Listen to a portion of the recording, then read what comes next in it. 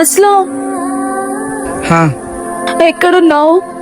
చిన్న వర్క్ ఉండి పని మీద బయటికి వచ్చా. ఒకసారి హనుమాన్ టెంపుల్ దగ్గరికి రావా, నీతో మాట్లాడాలి. ఏమైంది? కొంచెం అర్జెంట్ రా. సరే వస్తున్నా.